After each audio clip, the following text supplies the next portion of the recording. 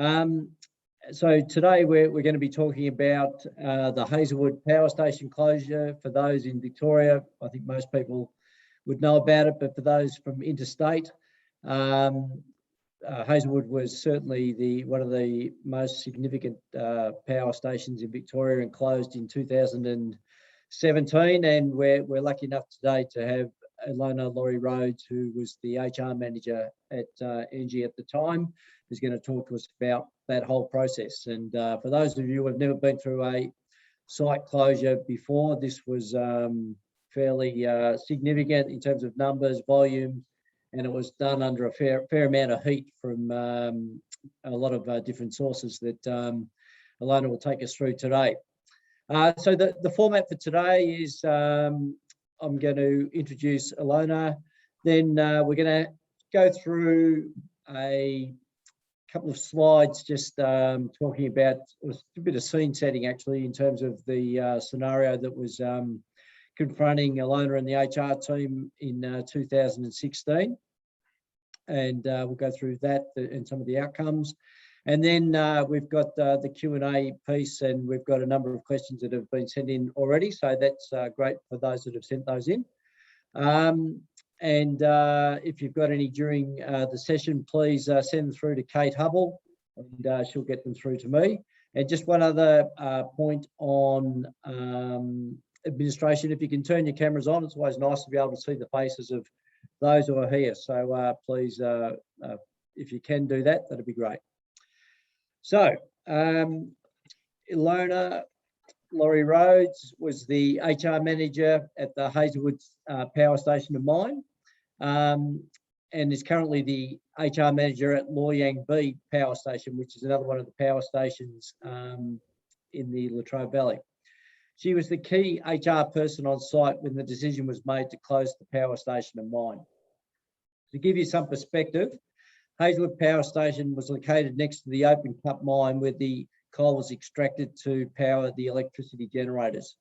There are 8 chimney stacks at that site of approximately 140 metres tall. They dominated the skyline of the Latrobe Valley. And the open cut mine, which was, as I said, next door to the power station, has a circumference of around 16 kilometres with an average depth of about 100 metres. And I can vouch that when you're standing above the mine and looking down at the big trucks that are down the bottom extracting the coal, they look like little Tonka trucks. So it certainly was very deep. And when it's filled with water, which it will be one day, it will contain more water than Sydney Harbour. So to give you some perspective, it's a serious hole in the ground. Ilona is a naturally shy person, and being our guest today is not a role she's entirely comfortable with. However, when the decision was made to close the Hazelwood facility, she became the go-to person for all people-related matters on the site. It wasn't a time to be shy. Ilona and the HR team did an incredible job in managing the impact of the closure announcement and then managing the needs of the workforce during a period of great stress for the employees, their families, the supply chain and the community. Managing their needs, keeping them engaged and ensuring work was done safely was no small task. Ilona was always the cool head during the planning and implementation process. She was decisive, supportive and surrounded herself with a team of diligent HR professionals to ensure the organisation delivered the right support at the right time for all employees. So I'd like to welcome Ilona to our event today. So welcome, Ilona. Thank you, Damien, and thank you for such a generous description of what we did. I'm only reporting facts. So I'm going to share my screen now, and just Ilona and I are just going to talk to a couple of slides, and then, as I said, we'll have the Q&A. So,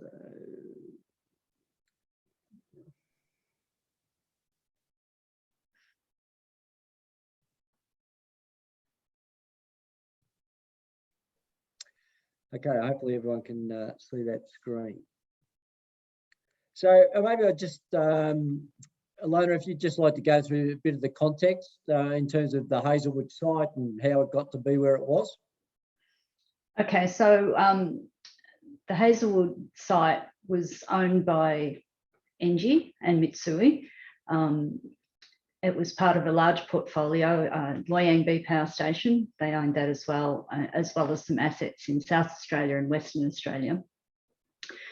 It was one of the oldest generators in Victoria, and had its 50th anniversary in 2012, I think. So it had been refurbished a few times, so it was well past its use by date. And I guess everybody kind of knew that it was going to close soon.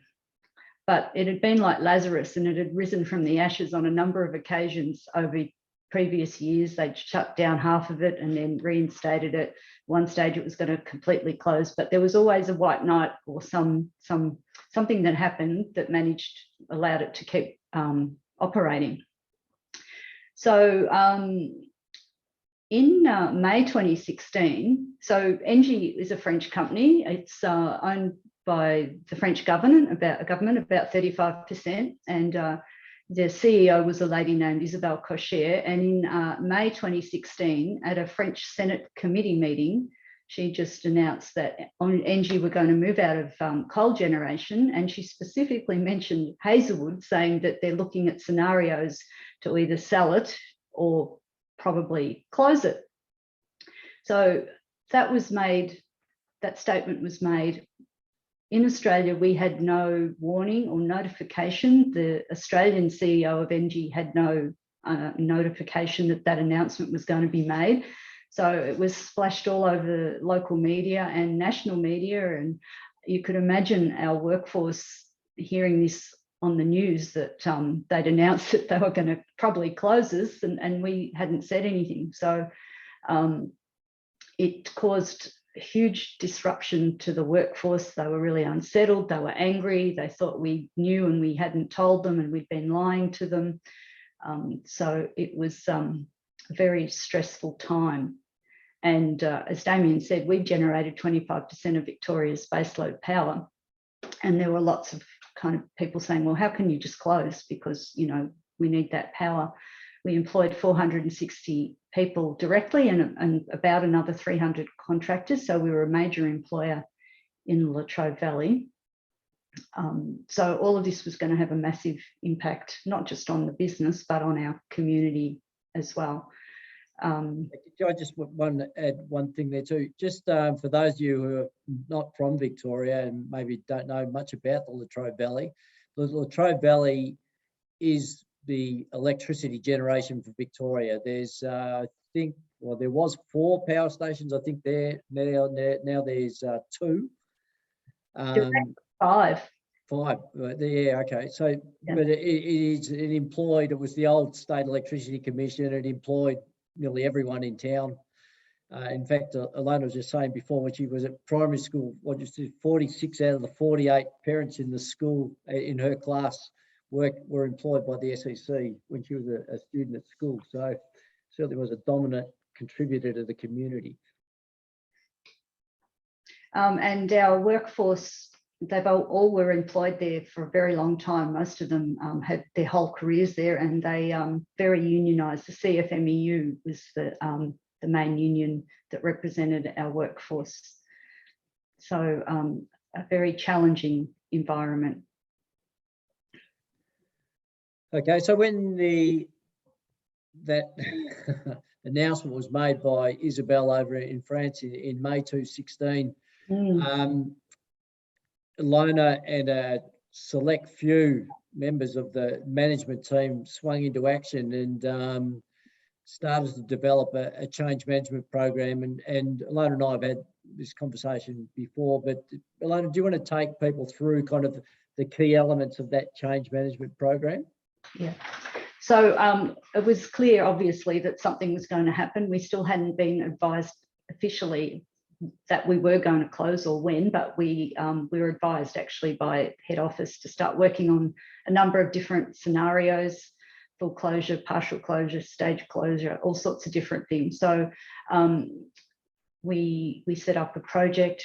They identified leaders for each of the different areas and projects. So there'd be station decommissioning, mine rehab, the people issues, IR issues, communications, all those sorts of things. So there are a number of teams that were set up with team leaders for each of those activities, and basically massive plans were just put together for each of those areas.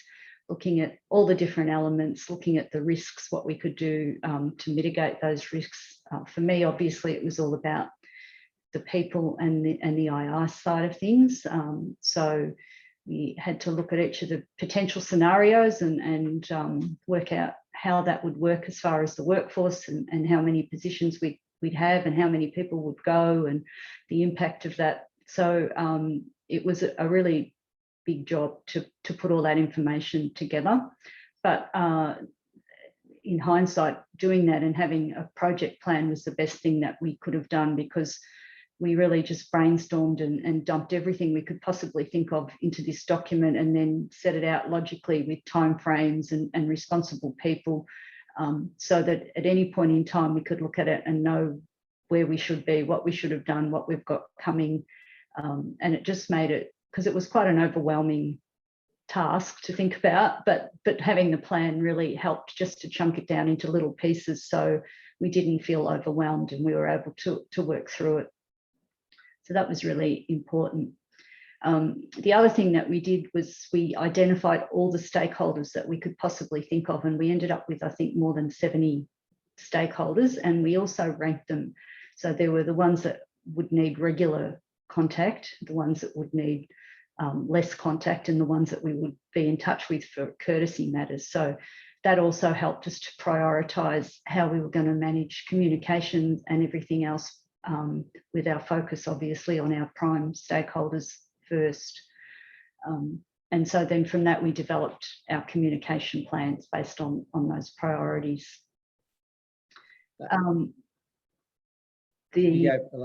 Yeah, so the people side of things, obviously we were really concerned about people's mental health and well-being, and also safety, because we knew that if there was when there was a formal notification, people were going to be upset and probably distracted thinking about what was happening, and that's when accidents tend to happen and people aren't focusing on what they were doing as much. So we plan to really beef up our health and safety messaging. I think we actually even put on a couple of extra health and safety people at the time. So we just wanted to make sure that there was a key focus so that all of our people got through this process safely and were able to leave at the end in one piece.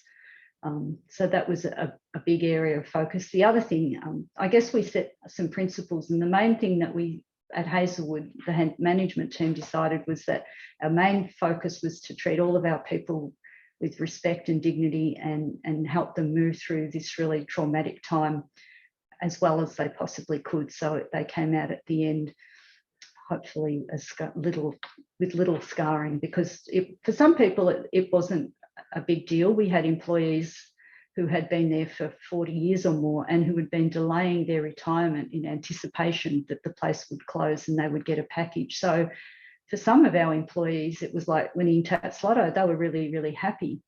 But then we had middle career people, you know, who were in their 30s and 40s and had children and mortgages and all those things. So for them, it was a big concern. And we also had some employees who had only been employed in the last probably 12 months, who were young and had left jobs to come to us in anticipation of a good career. So they were devastated and quite, some of them were quite bitter and upset that they'd given up other jobs to come to us, because obviously if they'd only been there for a short time, their redundancy payment was going to be significantly less than those people who had been there for more years.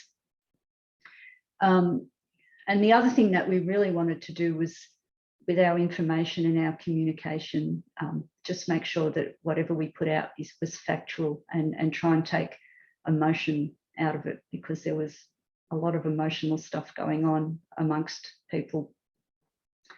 The other thing that we had to do, even though we didn't know what the final scenario was, even if the place closed completely, there would still need to be some staff there to do decommissioning and mine rehab. So we had to think about that and how we would get those staff, because, for example, mine operators, we had, you know, probably 30 or 40 of those, and there may have been 10 jobs after closure. So we had to devise recruitment programs so that people who were interested in trying to stay on had to apply and go through a recruitment process so that they could possibly secure a job for however many years were going to be left after closure. So that was another large task that we had to sort of map out and work out how we were going to do it, and to make sure that it was fair and equitable and defendable. And as it turned out, we actually did have 2 employees who missed out on ongoing jobs after closure, who took us to the Fair Work Commission for unfair dismissal. So it was a good thing that we had a proper recruitment process, and we were able to provide all the evidence as to why those individuals weren't successful in securing those positions. So it was really important, I guess, to stick to your HR processes that you have in place to make sure that whatever you do is defendable if you're ever questioned about it. And just, as a supplier being involved with the process, there were lots of people watching what was going on. It was, as Ilona said, very highly scrutinised. The unions were all over it. The government was all over it. It was, everybody who had any vested interest in the site had an opinion. And I think Ilona, or certainly the leadership team, they had to deal with a lot of stuff. It was probably more so than most closures that you come across, because of the importance of the organisation to the community. Mm. And the other thing that we did with our leadership team was to invest in some training for them in sort of leading and managing change, because it was obviously going to be a very tumultuous time, and we wanted to equip them with as many tools as we could, so that they were able to manage that, and also for their mental health and wellbeing as well, to make sure they had everything that they needed to get through it.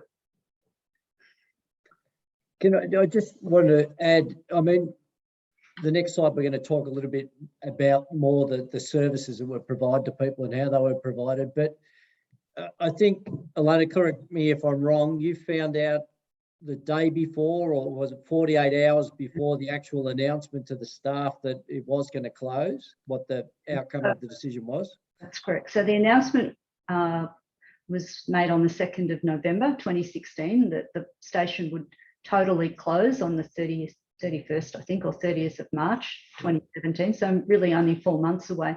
We got formal notification 2 days before that it was going to happen, and that gave us time to set up, get a big marquee on site and set up something so that we could send out notification to all of our staff that there was a meeting that everybody should attend. It was very important. We sent SMS messages to everybody's mobile phone, so that, because we have shift workers and people like that, just to make sure that everybody knew that there was a meeting. And we couldn't do that. We weren't able, because we're an electricity generator, and we work in a market like a trading market as far as power and stuff.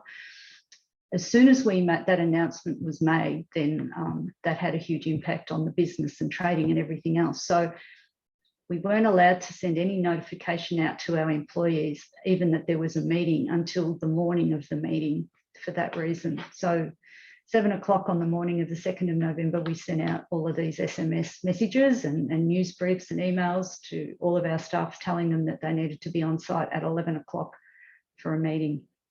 So that announcement was made on that day.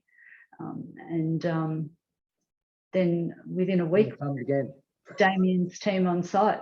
So yeah, okay, so that's probably nice leading to the next one. Mm. So I guess the employee experience, I think, Ilona and I have discussed this before, but the thing that I think that the team did really well, the whole organisation did really well, was the communications piece. As Ilona said, they found out on the 2nd of November, or the couple of days before that, on the 2nd of November, they had to announce to all the staff. And you can imagine what those meetings were like. There would have been a lot of grumpy people. There would have been, people punching the air thinking, Tatslotto had arrived, and, you get those people in between. So, you had a lot of unsettled people. But the kind of key things that we've been planning with Ilona probably for maybe 4 or 5 months in advance of kind of for various scenarios.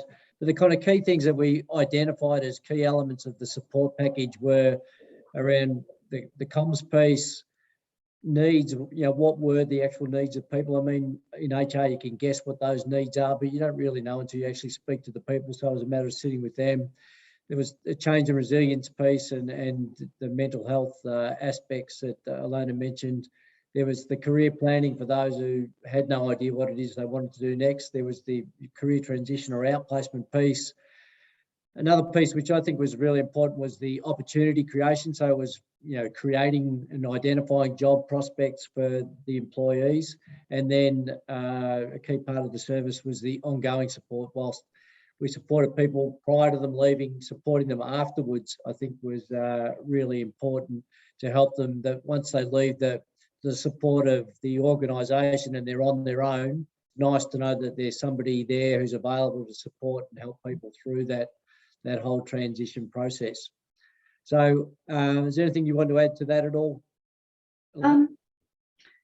Just that, as I said, you guys being there within, the first few days was really helpful because it meant that people instantly had somebody else that they could go to, who probably somebody independent, because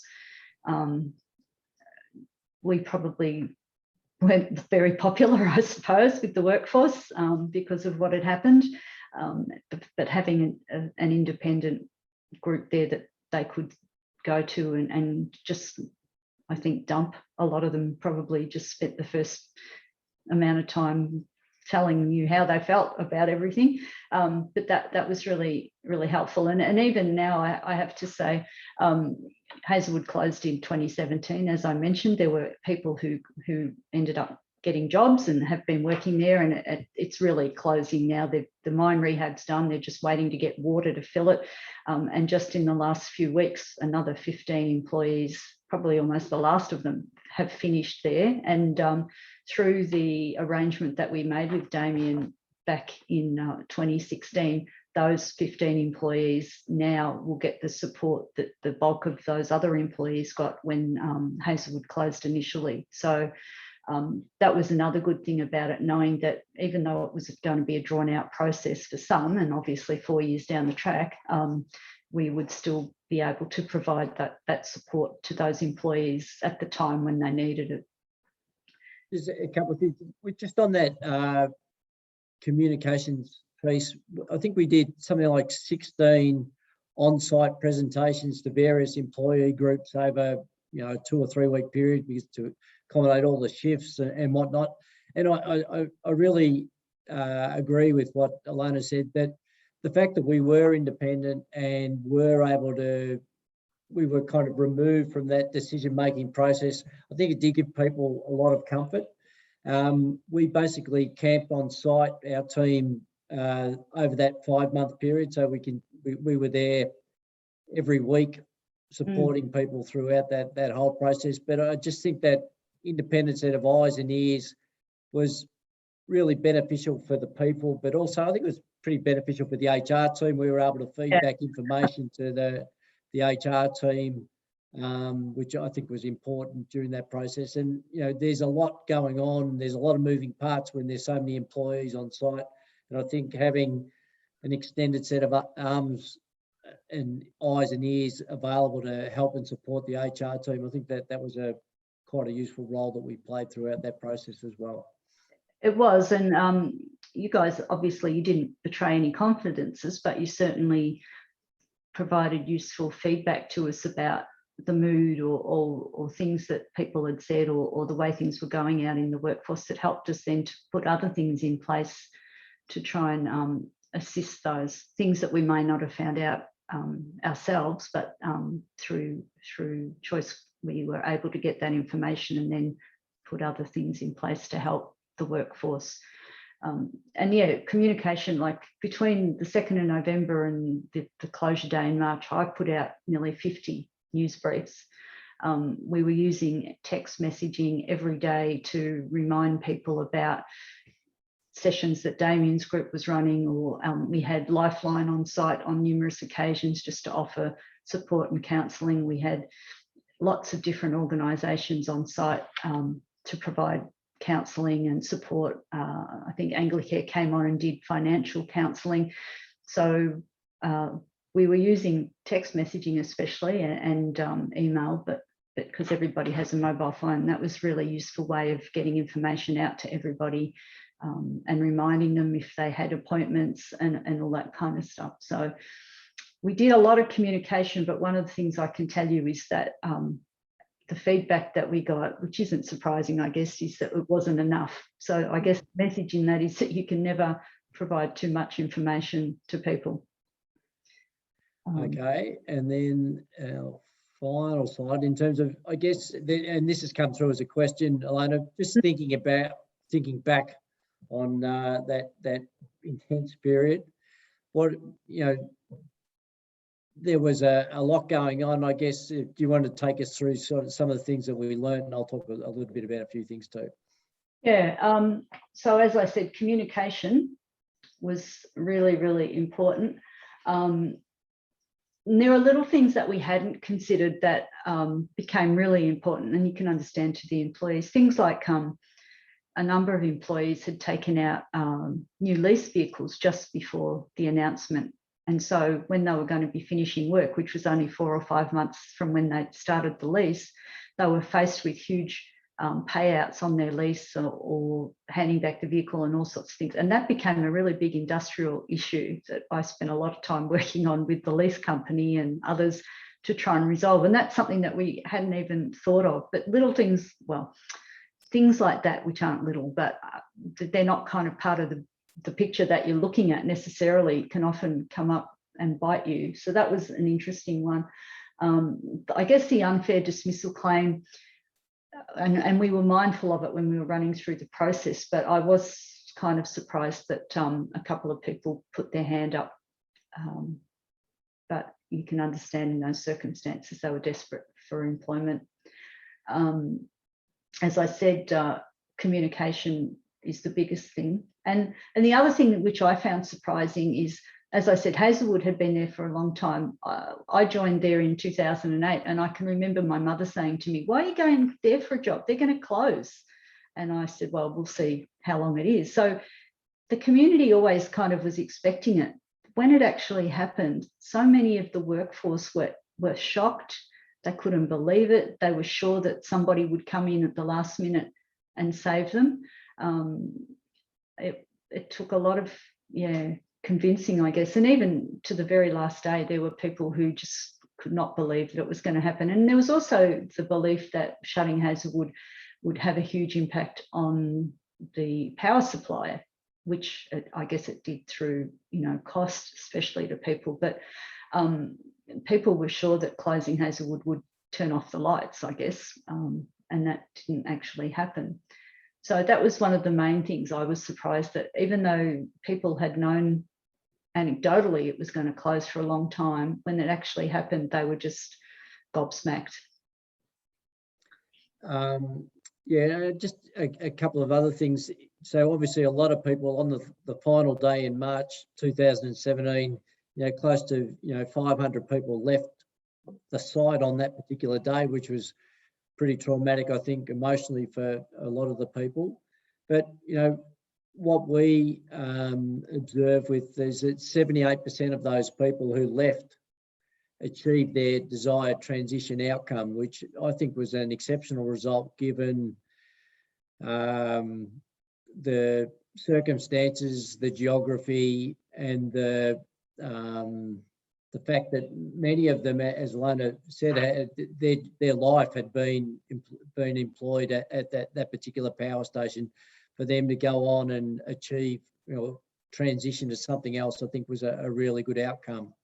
And partly, obviously, that was some of the work that we did, but also the fact that they were pretty well trained and highly skilled employees, and it just took the opportunity, I guess, to speak with somebody outside of the organisation to highlight for them their transferable skills and where the career pathways lay outside of the electricity industry. And we'll talk in the Q&A piece in a moment. We'll talk about some of the pathways that were identified, and there were a large number that were able to transition to other providers within the industry, but that was kind of a key part of the whole process. So I don't want to go any further into that particular piece of the kind of project. That kind of sets the scene, I think, but I think it's probably more important now to hear from Ilona about some of the HR related issues and some of the challenges that face the organisation. So I'm going to stop sharing my screen, and we'll talk about some of those issues.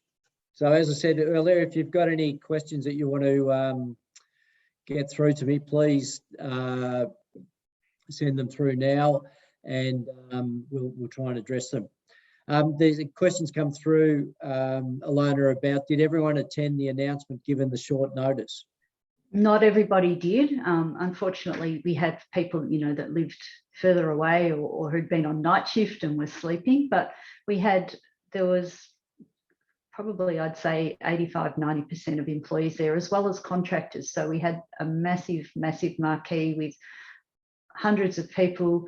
We positioned ourselves, we were a bit concerned about how people might react to the notification, and Alex Kaiser, who was the Australian CEO of Engie, came down for the announcement, and we didn't know if that was necessarily a good or a bad thing. He was from France originally, so we kind of positioned managers and HR people all around different parts of the marquee just to keep an eye on things. And at one stage we had a guy get up, and he was a bit abusive, and I just went and walked over and stood next to his chair, and he kind of quietened down a bit. But that was a concern, how that initial meeting would go, even because we didn't know how people might react because it was kind of sudden. But fortunately, everybody was fairly respectful, and it wasn't too bad, but very, very nervous before the meeting when we sent the text message out. And I got a message from Alex Kaiser, the CEO. I know you'll do a good job. And I'm thinking, no pressure here at all. Anyway, it went all right. But yeah, probably 85–90% of our employees and contractors were there. And word spread pretty quickly, so that those that weren't there found out probably within a couple of minutes of what had happened. And I think when people all got that message, they kind of knew it was obviously something really important, that the whole of the business and everybody else had been summoned to a meeting at such short notice. So I think also the follow-up meetings, information sessions that we did that commenced almost immediately afterwards, as I said, we did a large number of them to cater for everyone across all the various shifts and whatnot. And I think, and I did the bulk of them, I think, but I remember there was only a few instances where employees got really cranky about, this and that. Yeah. And, generally there was me or Vicky did quite a number of them as well. But also one of the HR team was there, and the HR team, they were able to diffuse the situation. So I think the fact that they went into that, got on the front foot with the information right from the outset, controlled a lot of that, negative sentiment that can build up pretty quickly in these kind of highly volatile kind of situations. And at that meeting, we prepared information packs that were available that we gave to people as they left the meeting, which had information about Damien's organisation. It had sort of a sheet with Q&A that we could answer at that point, plus any other information that we had, things, financial planners, information to contact the super fund, all those sorts of things that they probably wouldn't be looking at right then, but they would find useful, maybe the next day, or when they'd had time to sort of process things a bit and start thinking about what to do next. So we had all of those ready, and we gave those out as people left so that they could look at those later. I think another thing that we did, it was only a small thing, but I think it was helpful for those that wanted their partners to participate, because often what percent of the population was male, Ilona? Oh, 90? Yeah, probably 90%. So often the decision maker in the house was not the male. In fact, I was watching a Four Corners thing the other night. It was 60 years of Four Corners, and they were interviewing people in the street in Sydney about who the decision maker in the house. And even in the 1960s or whatever it was amazing how often it was a female. Yeah. But anyway, we did that for a number of sessions. And I think for some people, they found that really helpful too, to be informed, because often the male in the house is not necessarily the most forthcoming with what's actually going on. So it was good to be able to do those sessions.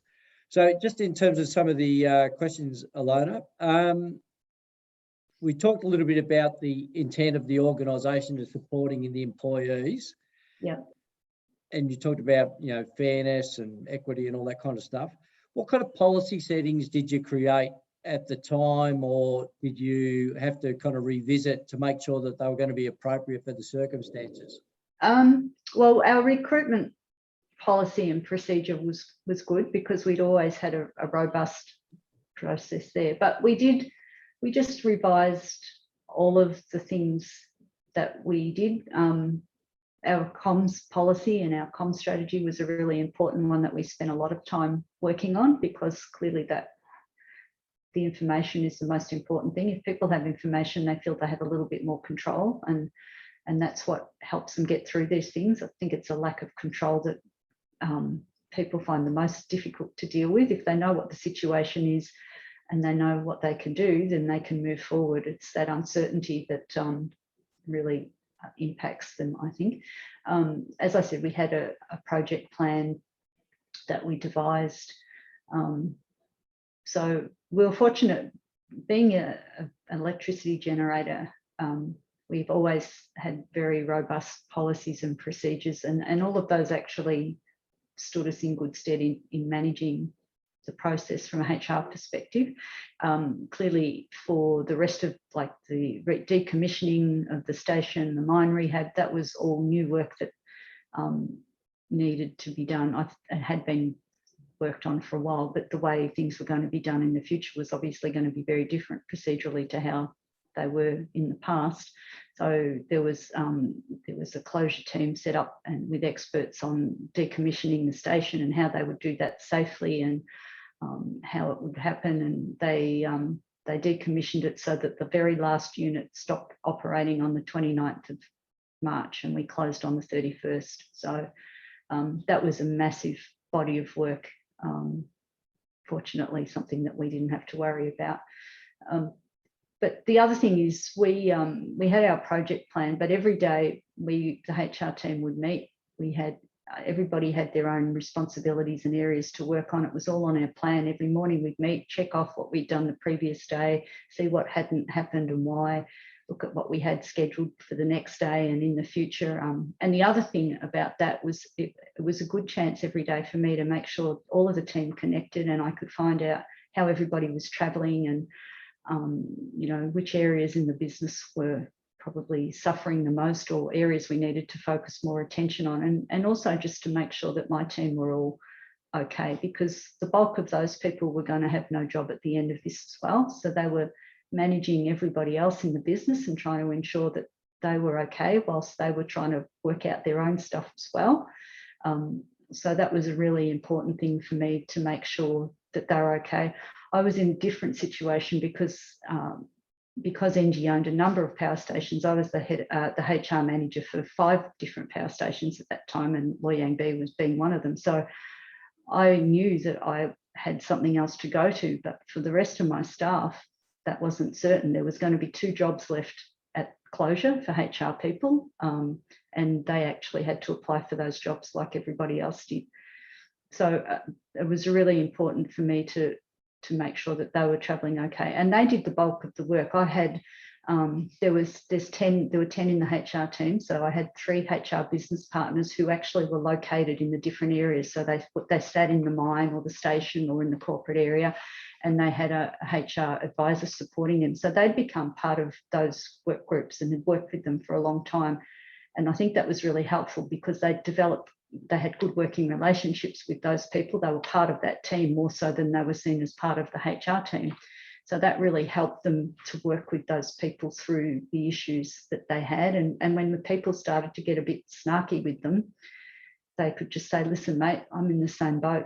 I haven't got a job at the end of this either, but I'm trying to do this to help you.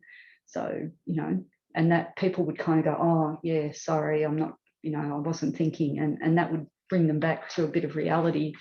As I said, they did the bulk of the work. They were the ones that got the abuse and spent the time with people, you know, in tears or upset or angry. So they did a fantastic job in dealing with all of that. I think one other thing with the business partners was they really knew their businesses really well. So I think they probably were on first name terms with every employee in their kind of division. That's right. And that rapport, that knowledge of what was going on, I think it was really important. They had that relationship with each of the people. It was. They often they'd know, you know, their wife or their kids. They really, because they were part of that team, they were part of that working group. So they had developed really good relationships, and that meant they were trusted. They were far more trusted than if I'd gone into the mine to tell the guys something. The impact would be far less than if Glenn, who was the mine HR business partner, did it, because he worked with those guys and they really trusted him. So that was really important. Glenn's a pretty big guy too. He is. Very gentle giant. And the other thing that we did, like I said, we were trying to get as much information out as we could. We had an online portal set up, so where people could go in and put questions in and somebody would answer them within the day. And there was all the information that we had about anything to do with the closure for employees was on that portal as well. So that was a really good source of information that people could go to initially and often would find what they needed quickly instead of having to try and get hold of one of us. So keeping that updated was a big job, but it certainly, I think, was worthwhile because it just provided that extra information. We also, obviously, we looked for redeployment opportunities across Engie, as well as just across the state. I sent emails out to every business I could think of and through networks, just advising that we had people looking for work. We also, in the time we had, which wasn't much before we closed, any training, that in-house training that we could offer our employees that would help them outside, we did that. Now, all of our employees, well, the bulk of them were employed under an enterprise agreement, which had very specific redundancy clauses in it. So they were entitled to 4 weeks of pay for every year they completed of service, up to 112 weeks. And they were also entitled to a $3,200 training allowance, which they could use while they were still working for us, or alternately, after they'd finished, they could use that. And the only stipulation with that was that it had to come to someone in HR for approval, and it didn't matter what it was. Like, you could do a pottery course if you wanted to, but it just had to be with a registered training provider. That was our main concern, because there were so many dodgy training providers out there who heard that there was a lot of people with some money looking for training. So we just wanted to make sure that our employees were getting real training and not going to be ripped off by a fly-by-nighter. So can I just add, Ilona talked about the training, and the training certainly at that time there was the scandalous behaviour of various RTOs happening, and they certainly got wind that the employees down at Hazelwood had money to spend, and I think every training provider in the country, plus probably a few from India and various other countries, tried to confuse and bewilder the employees and HR and everyone else associated with it to try and get their hands on that money. So I think the fact that there was a good policy setting in place was important.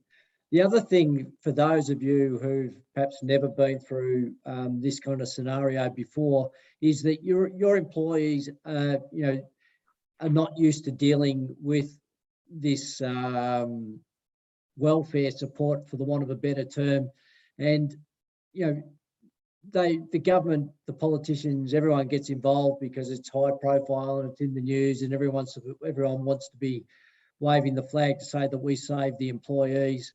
The poor old employees get bombarded with so much information. They don't know, what's Arthur or Martha at the end of it. Getting information from the company, they're getting information from the government, they're getting information from the community. there's so much information coming through, and they're not used to having to make so many decisions in relation to such a specific area.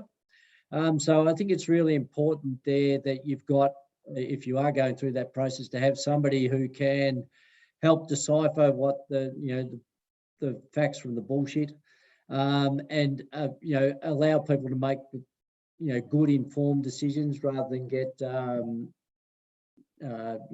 seized upon by these scoundrels that often get involved in these big high profile situations. So I think, for whatever role we played in that, I think that was important, but it's very confusing for the employees, and if you can help them through that's an important piece. The questions come through, Ilona, in terms of you mentioned about the redundancy terms. The question talks about, did you have to renegotiate any additional redundancy elements as a result of the closure? We didn't.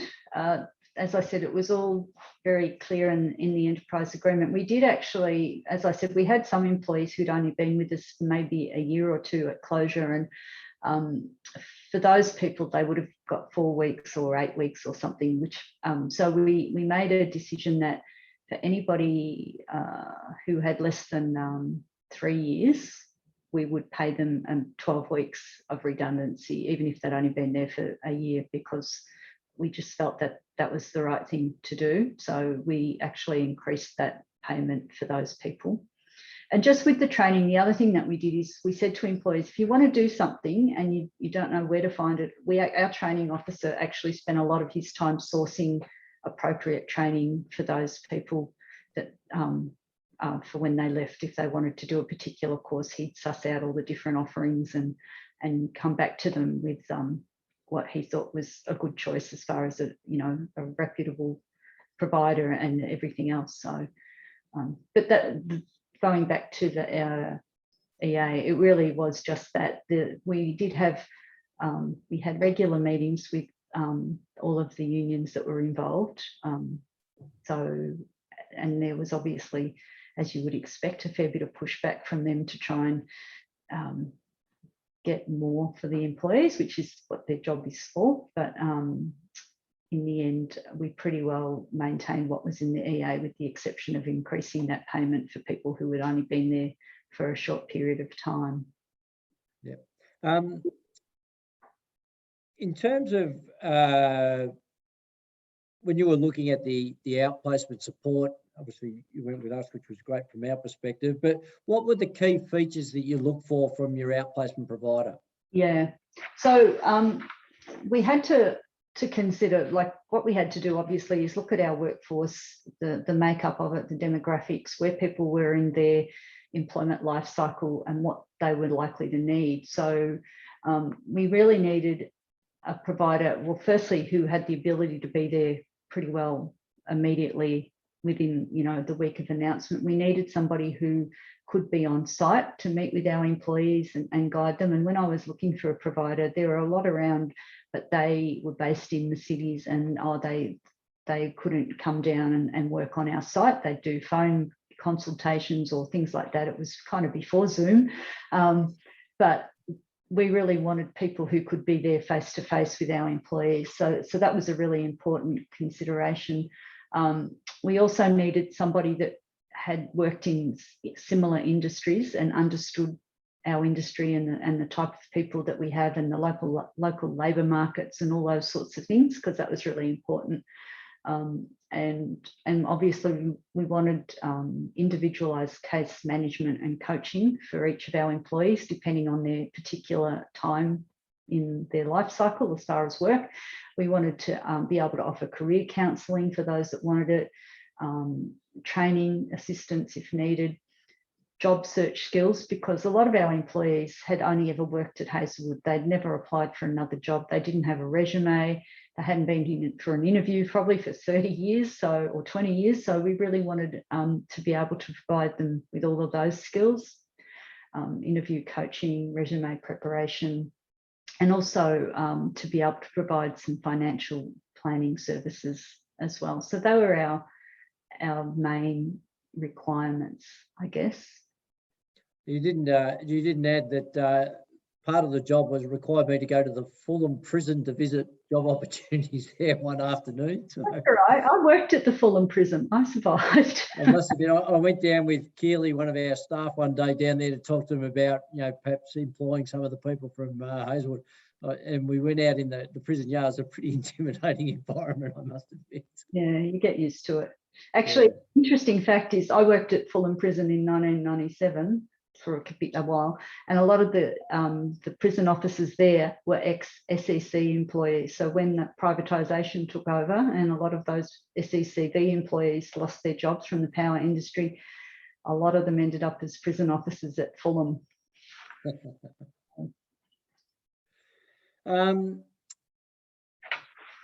We talked about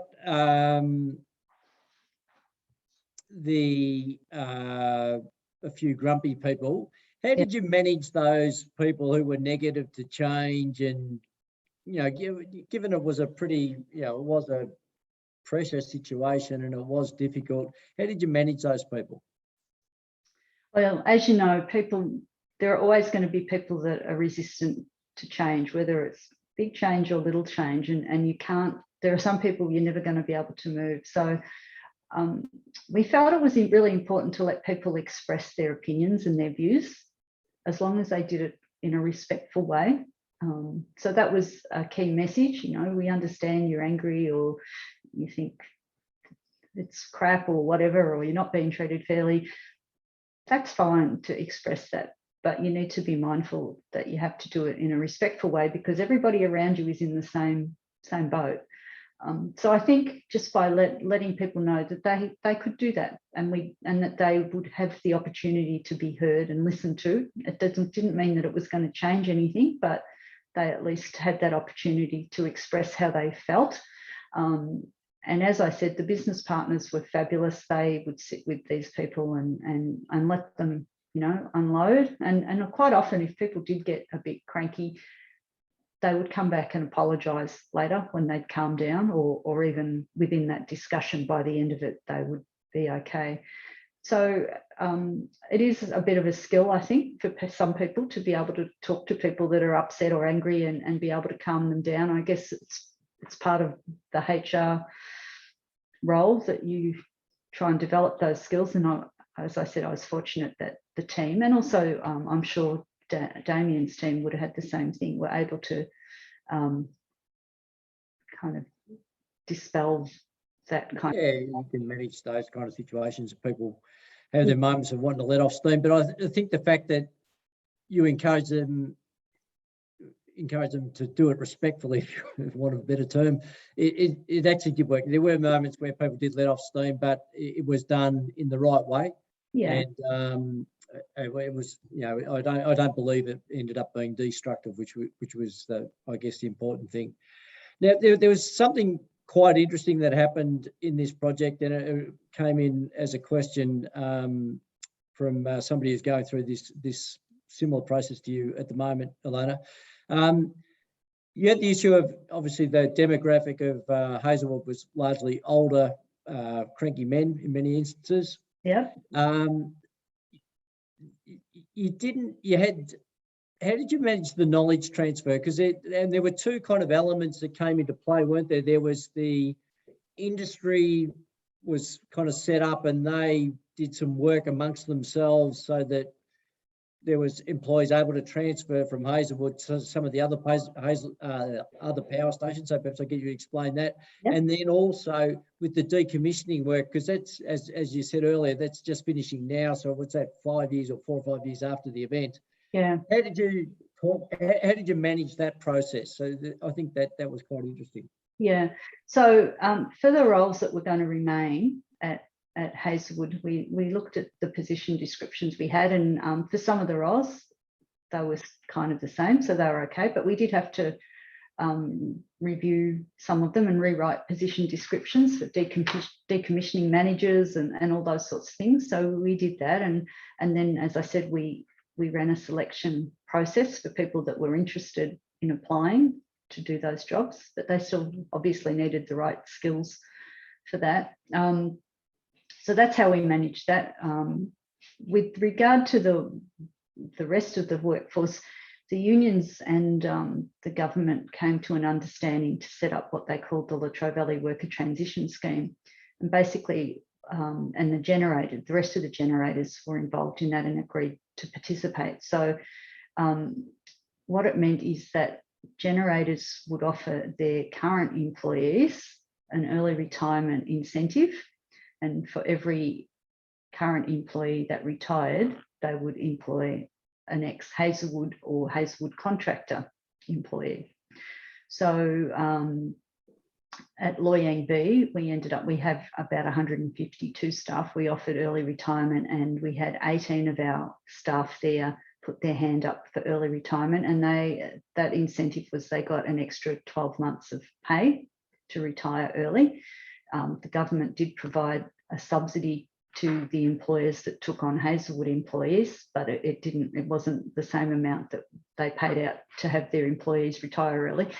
But that transition scheme meant that Engie Australia Lawn took on a number of ex-Hazelwood employees or contractors, as did AGL Loy Yang. I think they took on quite a number, and as I said, Loy Yang B took on 18. So I think probably over 100 ex-Hazelwood employees or contractors were employed at the other power stations through that scheme. Yeah, I think that was creative and a good outcome for many of the employees, I think, of the industry at that time. That was a good solution.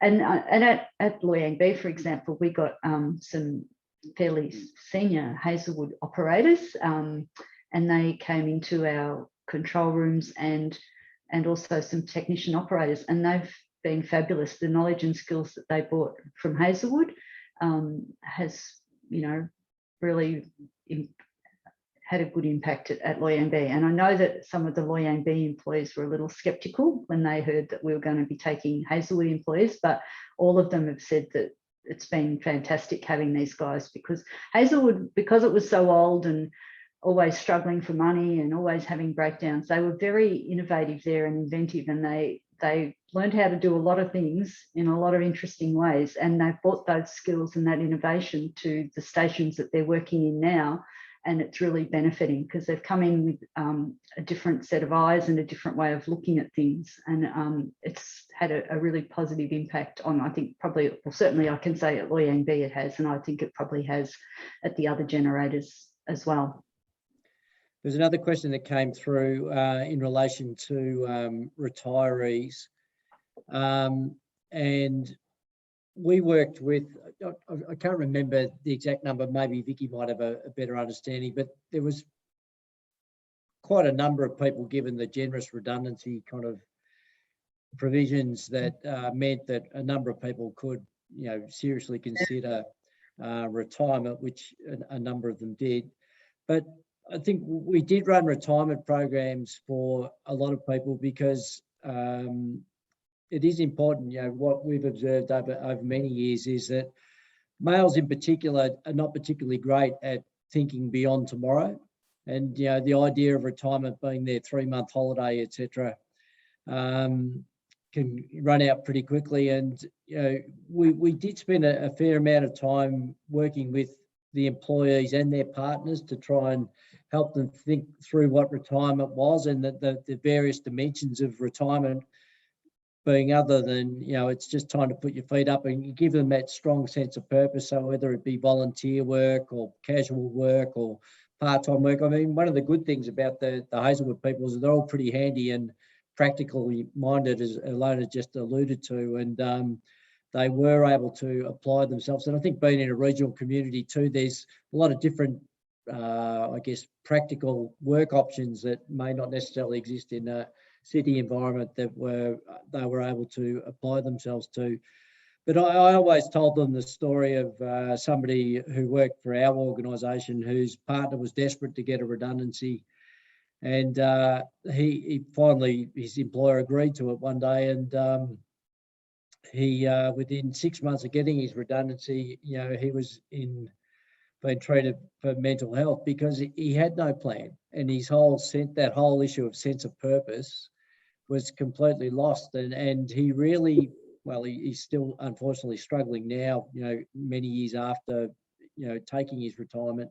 And I think for those who've got, male or largely male workforces, I think it's a big issue. And often it's something that's overlooked as part of the whole redundancy process. And, people think, well, they're going to get their bag of money and they go off and do whatever they want to do. But I think for many people, having in place a good program that deals with that retirement aspects, and in particular that sense of purpose in terms of what retirement's going to look like, is an important feature to add. I'm very conscious of the time and I've run over by 2 minutes, so my apologies for that. But I'd like to thank Ilona on behalf of everyone today for her generous allocation of time and her wonderful insights into her time at Hazelwood and that 5 months of her life that we never forget ever again. So thank you, Ilona, and thank you for giving us the opportunity at that time to support you. Just a couple of bits of admin.